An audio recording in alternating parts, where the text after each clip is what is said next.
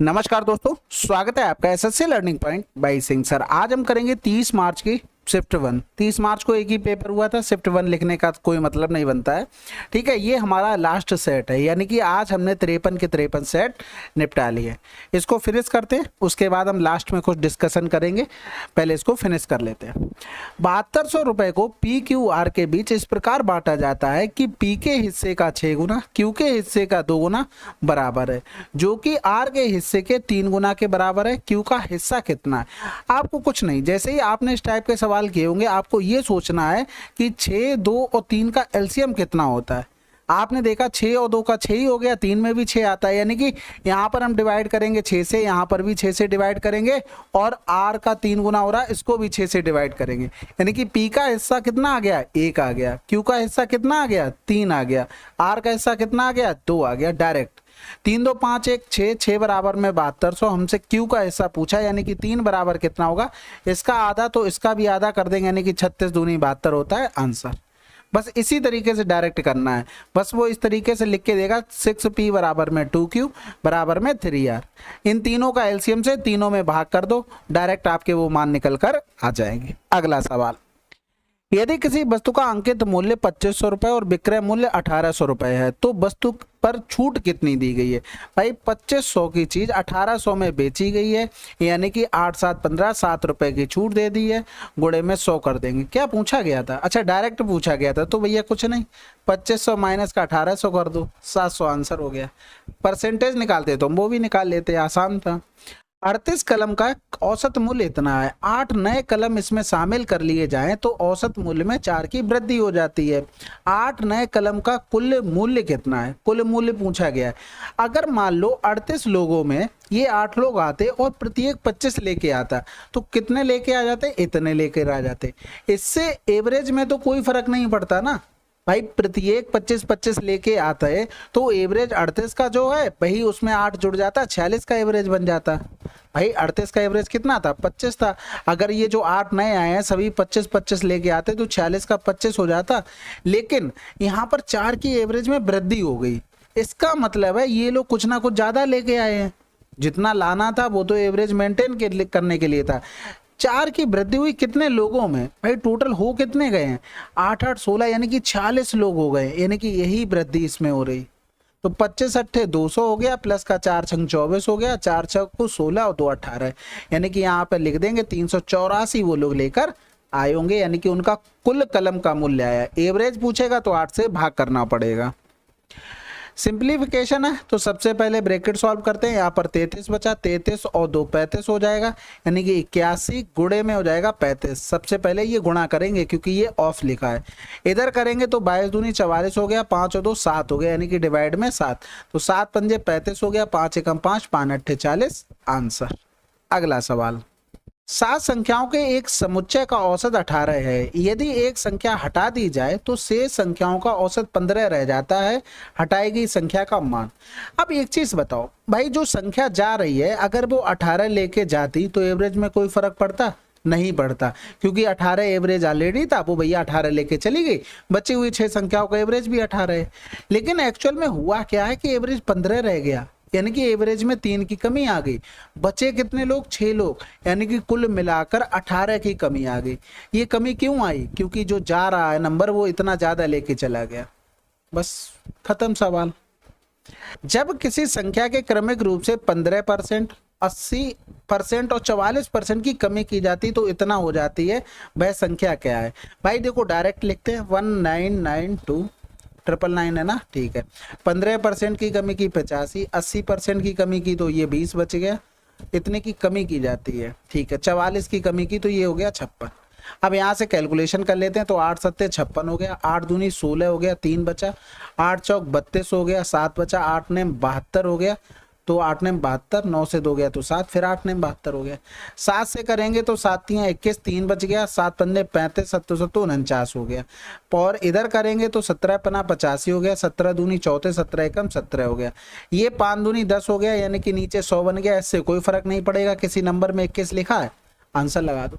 नहीं तो फिर क्या ऐसे करके लिख लो भाई, 85 बटे में 100, 20 बटे में 100 और 44 मतलब 56 बटे में 100 बराबर में 19992। बस इसको सॉल्व कर लो, बात वही बननी जाके। ऑप्शन इस तरीके से दिए जाते हैं कि हमको जरूरत नहीं लगती उस चीज को सॉल्व करने की। यहाँ पर देखेंगे तो इनको सबसे पहले घटाया तो 2 हो गया, इनको जोड़ दिया 44 हो गया, माइनस का 17, 34 से अगर 7 घटा देंगे तो 27 बचेगा। 27 गुणे में 4 डिवाइड बाई 3 हो गया, प्लस का 4 हो गया, यानी कि 3 नेम 27 हो गया, और 9 1 10 चौक 40 आंसर आ गया। अगला सवाल, 2 लड़के इतने मीटर लंबे पुल के विपरीत छोर पर खड़े हैं। वे एक ही समय पर इतने और इतने की चाल से एक दूसरे की ओर चलना शुरू करते हैं। वे कितने समय में एक दूसरे को मिलेंगे? आसान है भाई, दोनों एक दूसरे की तरफ चल रहे तो स्पीड क्या होंगी? जुड़ जाएंगी, यानी कि 18 12 कितना हो गया? 30 हो गया, यानी कि वो 18 मिनट बाद एक दूसरे को मिलेंगे। मिनट क्यों आया? क्योंकि यहाँ पर क्या लिखा था? 18 मीटर प्रति मिनट यूनिट दिया गया था, इसलिए मिनट में आंसर आया। अमर, समर और उमेश मिलकर एक किताब को इतने दिनों में पूरा पढ़ सकते हैं। अमर समर मिलकर 30 दिनों में पढ़ सकते हैं।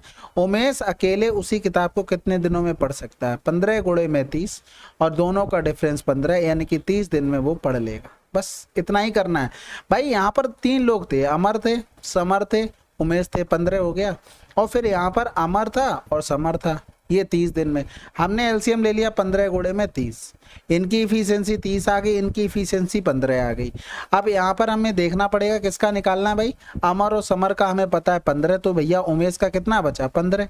तो भैया एक चीज बताओ, इतना डिटेल में लिखने की जरूरत क्या है? आप डायरेक्ट करो ना, दोनों का गुणा और बटे में दोनों का डिफरेंस, 30 माइनस का 15, बस खत्म सवाल। लेकिन आप समझ लेना सवाल किस तरीके से पूछा, क्योंकि देखो ना इसमें तीनों लोग हैं, इसमें से अगर इसको घटाएंगे तभी तो समर मिलेगा, इसलिए हमने डायरेक्ट कर लिया। किसी धनराशि पर 30% वार्षिक की दर से 2 वर्ष के लिए चक्रवृद्धि ब्याज और साधारण ब्याज के बीच अंतर इतना है, तो धनराशि कितनी होगी?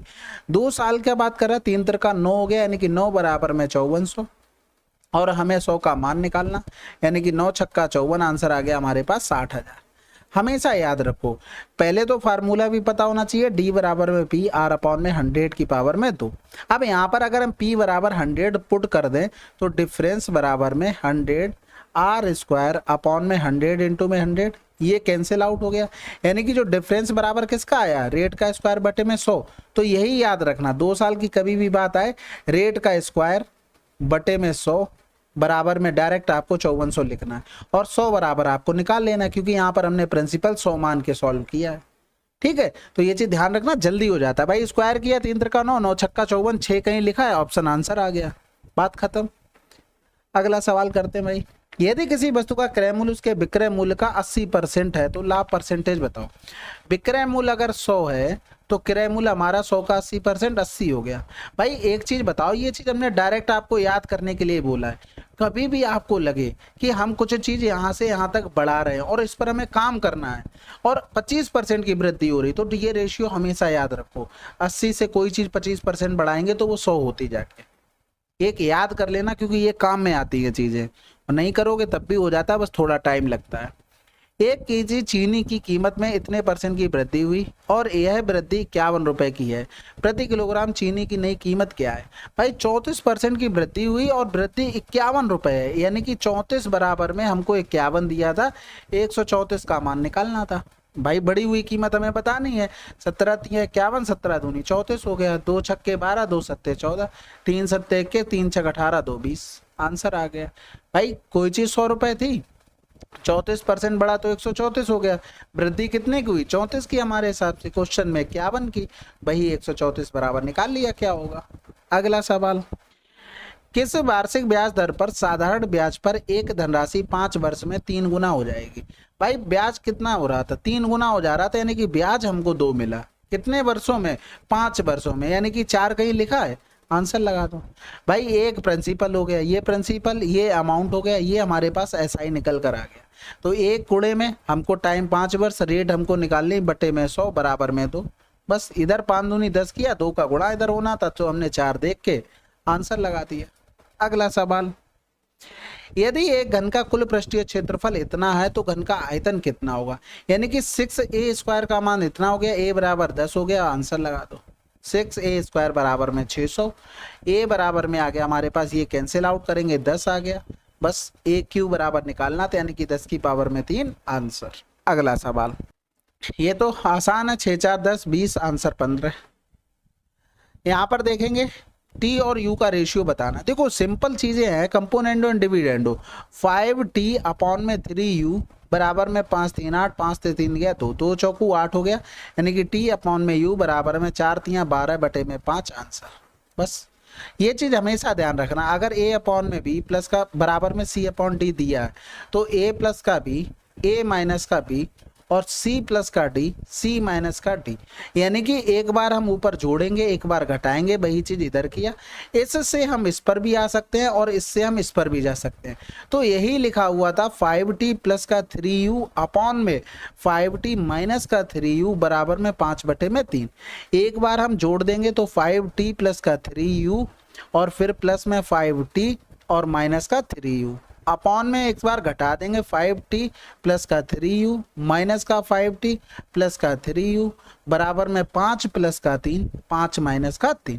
तो ये देखो ये इससे कैंसिल आउट हो गया और इधर 5t से 5t कैंसिल आउट हो गया, यानी कि बचा कितना 10t बटे में 3 3 6u बराबर में 5 प्लस का 3 और 5 माइनस का, इधर पूरा कर लो ना, 2 हो गया।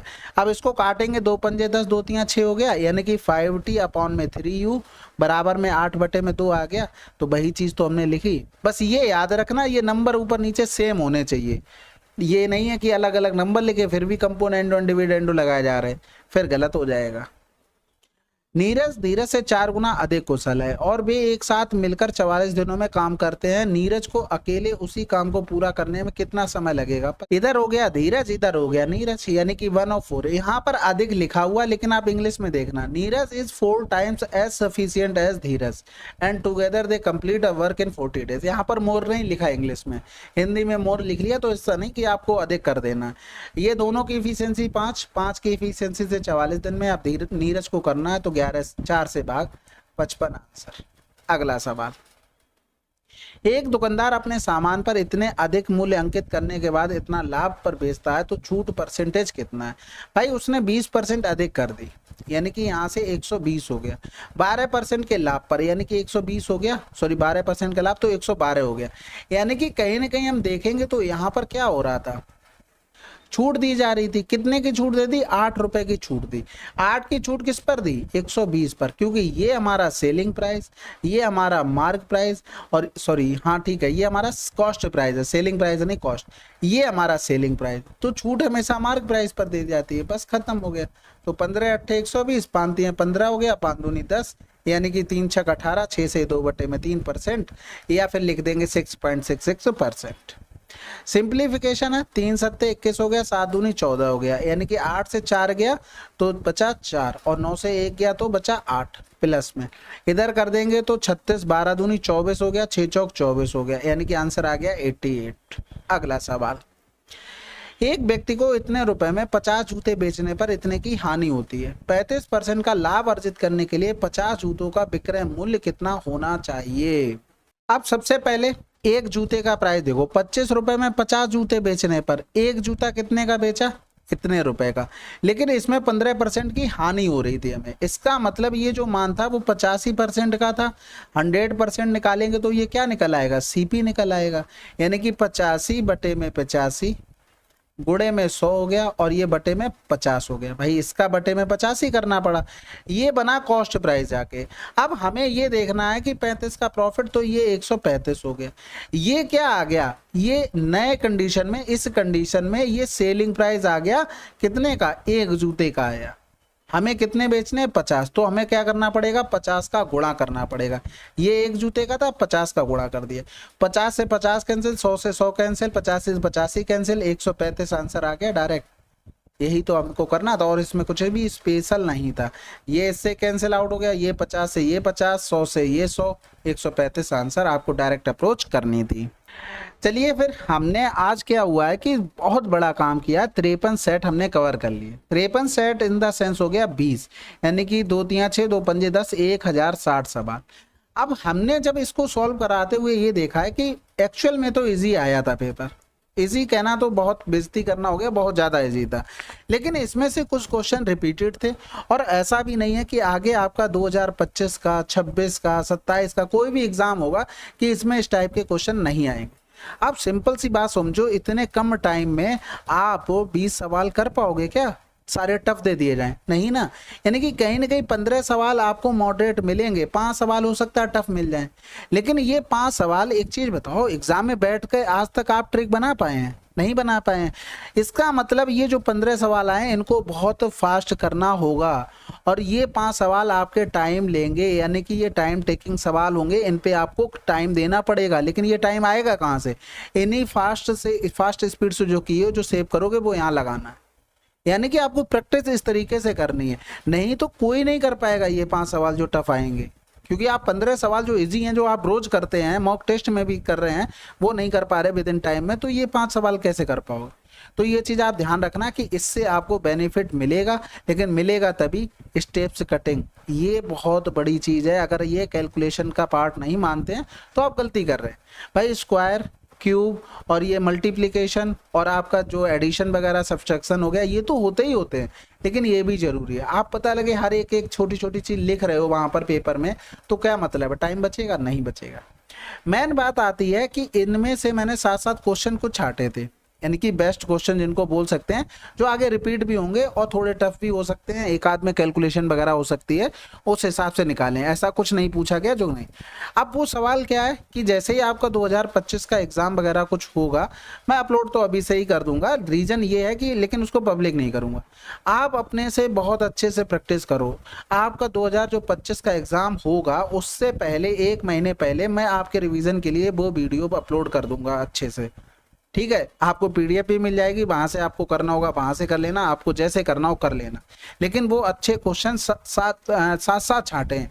अब ऐसा नहीं होता ये 1000 आपके 60 सवाल है, मैं लेके बैठ गया और उनको निकालता गया। ऐसे में क्या होता है, बहुत चीजें रह जाती हैं। जब साथ साथ करते हैं ना, तो चीजें समझ में आती, कौन से रिलेवेंट है, कौन किस में कैलकुलेशन में फंसेगा, कोई किस में क्या हो सकता है। लेकिन ऐसे तो ऐसे फर्जी में टॉप 20, टॉप 50, टॉप 80 ऐसे करने के लिए हर कोई कर देगा, और फिर ऐसा कोई मतलब नहीं।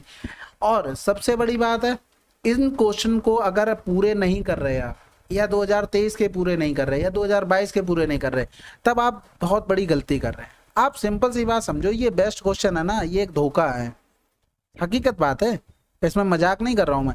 रीजन क्या होता कि भैया आप ये बेस्ट क्वेश्चन जो हैं, आप मान लो इजी सवाल कर ही नहीं रहे, केवल बेस्ट कर रहे हैं, तो पेपर में भी तो बेस्ट आएंगे, ऐसा तो है नहीं यही रिपीट हो जाएंगे, वो भी नए टाइप के सवाल होंगे, तो टाइम आप इनसे सेव कर ही नहीं पाएंगे। टाइम तो आप इन्हीं से सेव करेंगे।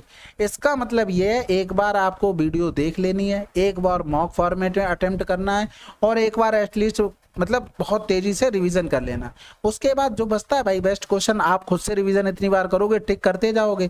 जो कम टफ होगा 1 स्टार होंगे, जो ज्यादा टफ होगा 2 स्टार, जो और ज्यादा टफ है 3 स्टार, यानी कि उस हिसाब से आपको रिवीजन करना है। तो ये चीजें आपको खुद से करनी पड़ेगी, कोई आपको सिखाने वाला नहीं है यहाँ पर। कोई भी ऐसा नहीं कि आपको अब हाथ पकड़ के चलना सिखाए, भैया आप बहुत बड़े हो चुके हो अब, ठीक है। ऐसा तो है नहीं छोटे बच्चे रह गए हो 2-3 साल के, चलना कोई सिखाएगा। सबको पता होता है किस लेवल पे जाना है। जो बच्चा अगर टॉपर बनता है ना, वो खुद से भी मेहनत करता है, तभी वो टॉपर बनता है, नहीं तो कोई चांस ही नहीं बनते। तो एक्स्ट्रा कुछ तो करना ही पड़ेगा, अगर एक्स्ट्रा आप नहीं करेंगे तो कोई मतलब नहीं, ठीक है। और सबसे मेन जरूरी होती है मॉक टेस्ट ज्यादा से ज्यादा दिया करो। एक्चुअल पढ़ाई आपको वहीं से पता लगती है आप जो कर रहे हैं वो सही है कि नहीं। बुक वाली ठीक है, बुक से आप प्रैक्टिस करते हैं वो भी ठीक है, लेकिन मेरे हिसाब से तो आप जितना हो सके ऑनलाइन प्लेटफॉर्म इतना सब कुछ प्रोवाइड कर रहे हैं, वहां से करो अटेम्प्ट। क्योंकि आप कम टाइम में 25 से 30 सवाल कर लेंगे। आप खुद से बुक से करने बैठेंगे तो उसमें टाइम ज्यादा लगेगा, और अगर आप मॉक फॉर्मेट में दे रहे हैं तो वो जल्दी हो जाएगा, और ये भी आपको पता लगेगा हमारी गलतियां कहाँ हो रही हैं कहाँ नहीं हो रही, ठीक है। और कुछ हो, देखो अब ये लास्ट वीडियो था, आपका भी फर्ज बनता है कि वीडियो में कमेंट जरूर करना है कि ये पूरी सीरीज देख के आपको कैसा फील हुआ, और कुछ सीखने को मिला नया कि नहीं मिला, और क्या इंप्रूवमेंट मैं कर सकता था अपनी तरफ से, क्या चीजें और एक्स्ट्रा हो सकती थी। ये कोई नहीं बोलेगा कि थोड़ा फास्ट था स्लो करने के लिए, भाई ये सब नहीं। आप बैच लेते हो 500-600 रुपए में, वहाँ क्या करते हो, वहाँ रिविजन कराया जाता है आपको। रिविजन करने के बाद प्रैक्टिस आप खुद से करना है। पीवाईक्यू का मतलब क्या है? पीवाईक्यू है कि आप आए हो बस प्रैक्टिस कर रहे हो, धनाधन चलने दो भाई, हमारा सारा सिलेबस कंप्लीट, हमें सिर्फ प्रैक्टिस करना, हमें इधर उधर दिमाग ही नहीं लगाना। और फिर भी आप अगर यहाँ आके ये कहोगे स्लो थोड़ा करवाओ, ये सब नहीं, कोई मतलब नहीं बनता। पीवाईक्यू का मतलब है सिर्फ रिविजन करना, और जिस हिसाब से 2024 का पेपर आया उसमें तो स्लो की कोई गुंजाइश ही नहीं है, कैसे भी नहीं करवाया जा सकता, ठीक है, तो फिर कोई सजेशन हो तो कमेंट बॉक्स में जरूर लिखिएगा। और ये वीडियो आपको बेस्ट क्वेश्चन की प्रोवाइड कर दी जाएगी आपका जैसे ही पेपर आएगा 1 महीने पहले। और फिर अगर ज़्यादा कमेंट आ गए तो फिर अपलोड पहले कर दिया जाएगा। ठीक है, वो आपके ऊपर है, आप जैसे कमेंट करेंगे वैसा आपको वीडियो मिलेगा। मैं अपनी तरफ से सब कुछ प्रोवाइड कर देता हूँ भाई, पीडीएफ आपको दे रहा हूँ, सॉल्यूशन पीडीएफ भी दे देता हूँ, और इसके अलावा आपको सबसे पहले सोल्यूशन भी मिल जाते होंगे आई होप, ऐसी मैं ऐसा करता हूँ। और सबसे बड़ी बात है आपका टाइम कितना सेव करवा देता हूँ। आप अपने से करने बैठेंगे ये 53 सेट, पता नहीं कभी कौ दिन मिस कर जाए। डेली वीडियो आती तो आपके पास ये तो रहता कि हमें वहाँ से एक वीडियो करनी है, तो ये सब चीज़ें रहती हैं। बाकी कमेंट बॉक्स में लिखिएगा, अगर ज़्यादा कमेंट आ गए तो वीडियो जल्दी अपलोड कर दी जाएगी। बाकी आप लोगों की इच्छा है, मैं तो अपलोड करूंगा ही, लेकिन मैं टाइम देख के करूंगा। ठीक है, चलो फिर मिलते हैं अगले वीडियो में, तब तक के लिए जय हिंद जय भारत।